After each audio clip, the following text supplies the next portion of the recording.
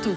Comment relancer l'apprentissage? Éternelle question, alors que l'apprentissage ne cesse de reculer. Axel de Tarlé, Manuel Valls réunit tout à l'heure ce matin à Matignon les syndicats et les présidents de régions pour tenter d'enrayer cette chute de l'apprentissage. Ça va si mal que ça, Axel? Oui, ça va mal, moins 15% encore depuis le début de l'année, après déjà une baisse en 2014 et en 2013. La France ne compte plus que 400 000 apprentis, alors que François Hollande visait les 500 000. À titre de comparaison, en Allemagne, il y a 4 fois plus d'apprentis que chez nous. Rappelons que l'apprentissage est une voie royale vers l'emploi.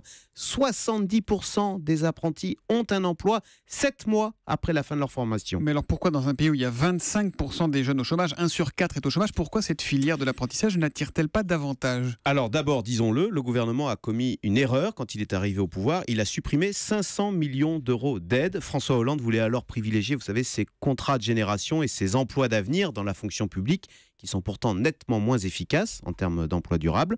Deuxième problème, la complexité de l'apprentissage en France, avec une multitude d'acteurs. Vous avez l'État, l'Éducation nationale, le ministère du Travail, les régions, les chambres de commerce. C'est compliqué. C'est le millefeuille, là encore. Voilà, le millefeuille, exactement. Ajoutez à cela la crise économique, eh bien on comprend pourquoi seuls 3% des entreprises françaises prennent un apprenti, contre près de 20% en Allemagne.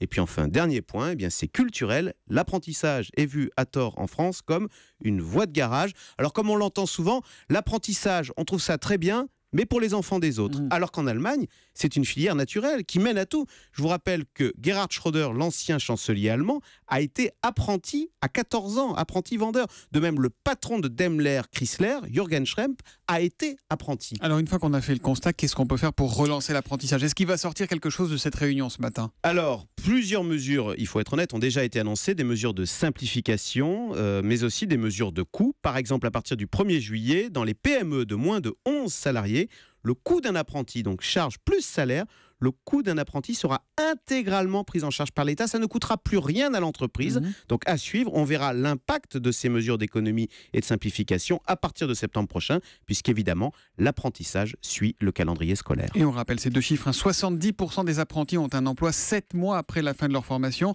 Si vous avez des questions à poser à Axel sur l'apprentissage, vous n'hésitez pas à vous nous appeler au 39 21 et Axel de Tarlé vous répondra tout à l'heure dans le débrief de la matinale. Ce sera juste après Nicolas Canteloup. À tout à l'heure, Axel. À tout à l'heure.